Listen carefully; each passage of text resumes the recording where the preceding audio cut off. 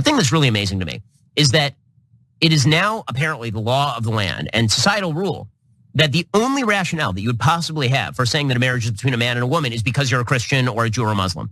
That's really the only reason at all. That the only reason will allow you to have these crazy beliefs so long as you can show that they're crazy beliefs. So long as you can show that the reason that you believe that marriage is between a man and a woman is because you read it in a book and because you really believe the book. They keep saying sincere religious belief. I don't even know how you measure sincere religious belief.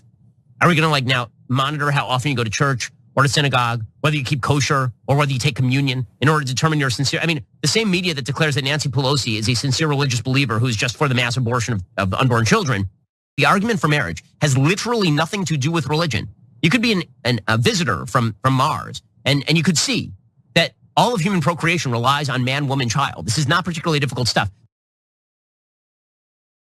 Okay, that made little sense. And I understand it might be hard to follow some of it because he's doing his best to talk as fast as he possibly can. But we're gonna dive into it. Mondale, I wanna give you first crack. What did you think about his little Martian argument there? Well, his voice sounds very Martian-like. And his repetition or his cadence is horrible. First of all, let's be clear. If his definition of marriage is based on procreation, what he's saying is people that can't have kids shouldn't be allowed to get married. Yep. And it's a horrible argument. It's absolutely disgusting. And first of all, if you want to keep talking about that little book that talks about marriage, the person who spread the gospel more than anybody, because the little book he's talking about is the Bible, the person who spread the gospel more than anybody would be Peter, who was against marriage, who said man shouldn't get married at all. So let's not act like it's sacred. Marriage is not sacred. Peter was against it. He said it slows you down to do the work.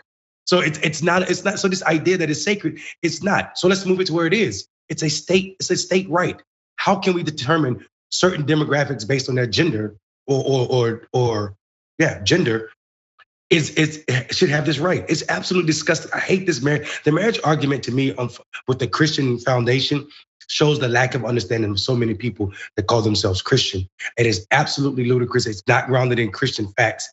And also, I think Jesus is somebody kind of cool. Dude didn't get married either. So I mean, this. Let's not pretend that it's a religious thing and move it to where it belongs, which is actually in the public sector. In the public sector, we don't have a right to discriminate on people's rights. Period. In the discussion, regardless of how fast Shapiro tried to say it or how annoying his voice is, or if he thinks Martians can see it and are concerned with Americans' marriage policies. Yeah, look. There's a lot that he clearly doesn't understand. He has a very closed off idea of what the societal differences would be between us and a civilization that grows up on Mars. I think they might actually have some trouble figuring out some of our things. You know that there are other societies on Earth that don't have the same marital practices as America, let alone on another planet. So that's a dumb point. It's not his dumbest though. The dumbest would be assuming that procreation necessarily has anything to do with marriage. Again, but you don't need to be married to procreate. You can procreate or not inside of a marriage. He weirdly links those things, and that gets to the bigger problem. The problem with what he said there isn't fundamentally about Martians. It isn't even about babies. It's about him projecting how insecure he is about the basis for his beliefs, which are, in this case, religious dogma. That is actually why he believes these things. Matt Walsh too, they might be different religions, but they believe it for the same reason. And that would be perfectly fine for a lot of religious conservatives, but it's not fine for them because that's not good enough for them. Both Ben Shapiro and Matt Walsh want to believe that they're not just saying what they were told as kids in temple or church or whatever. No, they're intellectuals, okay? They think logically, okay? They're philosophers. They're the cool kids philosophers.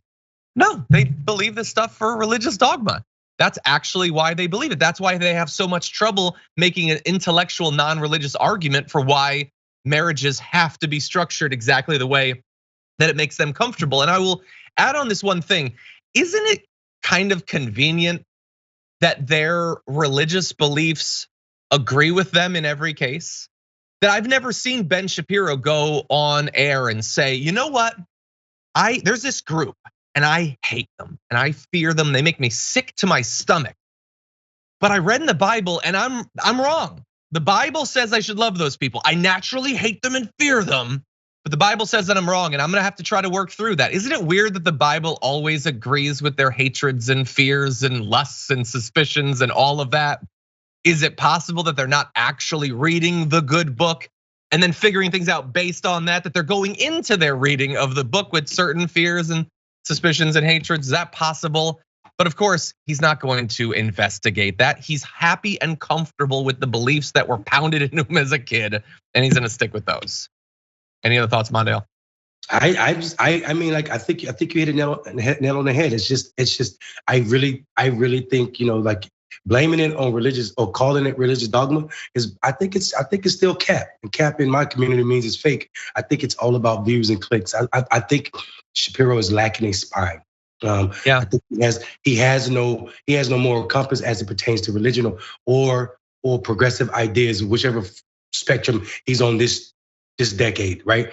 Because we know he's a flip flopper, and it's grounded in him being famous and relevant, not what he really believes. I don't know if he has a belief as it pertains to same-sex marriage or a lot of things. I mean, you might be right. Like recently, he did reverse on his prior support for vaccination, so that buttresses your point right there. I'm extending an olive leaf in this case to them in taking them at their word on some of these things, but you might be right.